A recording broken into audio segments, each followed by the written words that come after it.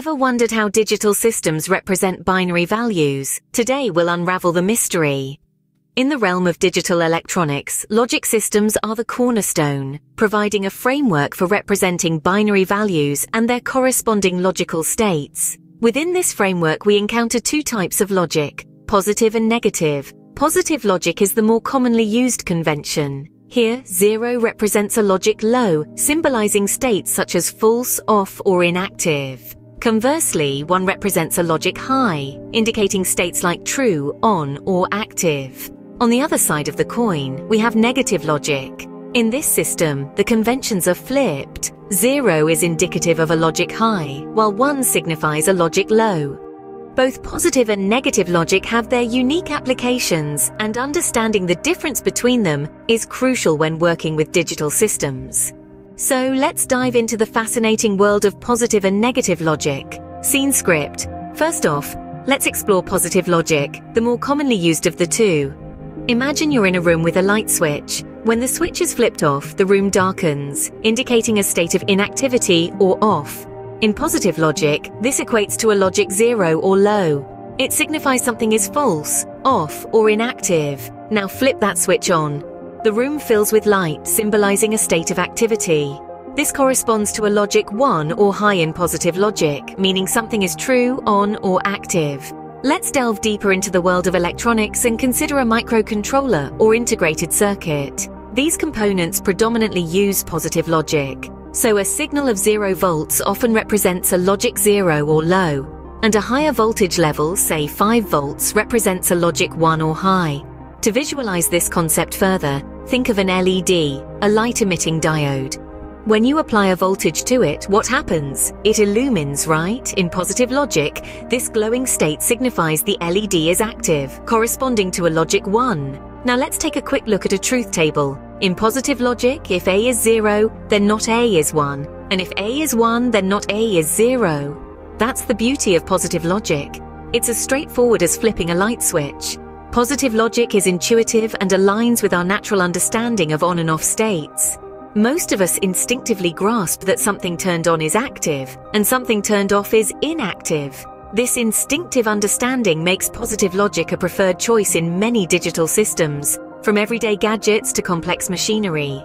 But remember, whether it's a simple LED or a complex microcontroller, the key to comprehending positive logic lies in understanding that 0 signifies low or off, and 1 signifies high or on. That's a wrap on positive logic. Easy to understand, isn't it? Now it's time to delve into the less common but equally interesting negative logic. In negative logic, we flip the script. Here, 0 represents a logic high, meaning true, on, or active. Conversely, 1 signifies a logic low, interpreted as false, off, or inactive. While this may seem counterintuitive at first, it's merely a different convention, a mirror image, if you will, of positive logic. Let's take a look at some examples to clarify this. In the realm of negative logic, an open switch corresponds to a logic 1, and a closed switch to a logic 0. It's the exact opposite of what we learned about positive logic. Similarly, consider an LED. In positive logic, an illuminated LED symbolizes an active state, or logic 1. But in negative logic, the tables are turned. An LED is considered active when it is off, representing a logic 0. Let's consider a truth table for negative logic. If A is 0, then not A is 1. And if A is 1, then not A is 0. It's a simple inversion of the positive logic truth table. So why would we use negative logic when positive logic seems more intuitive? Well, negative logic does have its specific applications. For instance, in certain types of circuits, such as those using negative voltage levels, negative logic can be more appropriate. It's akin to looking at the world through a different lens. Things might seem topsy-turvy initially, but when you start working within the framework of negative logic, it all starts making sense. Remember, whether it's positive or negative logic, the key is consistency. Once you've chosen a convention, stick to it. Mixing them up can lead to confusion and errors in the interpretation of signals and logical states. That's negative logic for you. It's the mirror image of positive logic. Now that we understand both systems, let's discuss when and why we might choose one over the other.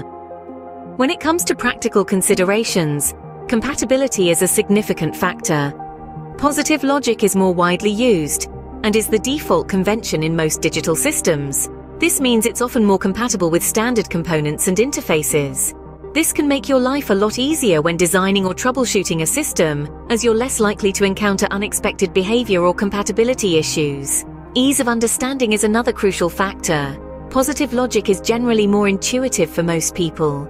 The interpretation aligns with our natural understanding of on and off states, making it easier to grasp.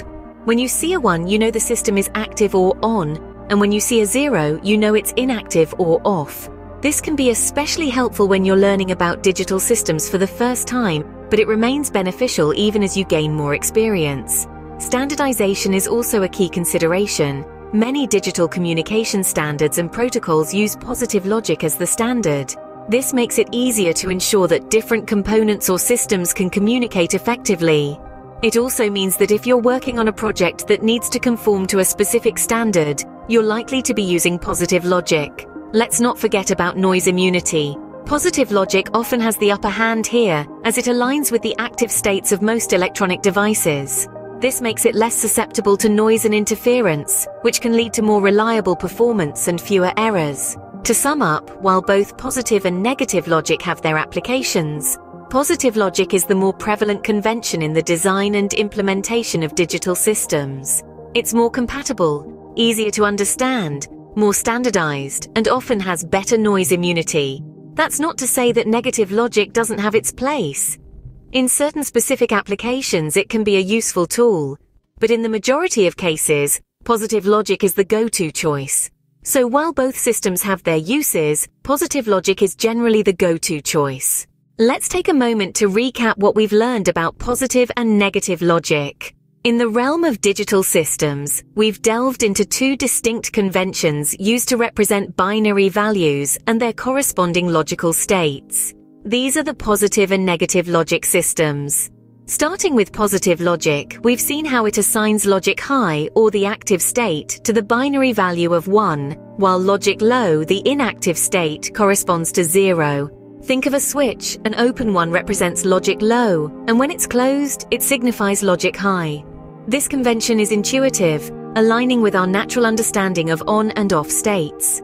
A glowing LED, for example, is active and equates to logic 1. On the flip side, we have negative logic. This convention flips the script, assigning logic high to 0 and logic low to 1. It's a bit like looking at everything through a mirror. An open switch in this case represents logic high, while a closed one signifies logic low. An LED is considered active when it's not glowing, symbolizing logic 0. It's less common and may seem counterintuitive, but it does have specific applications, making it a vital convention to understand. We've also discussed some practical considerations.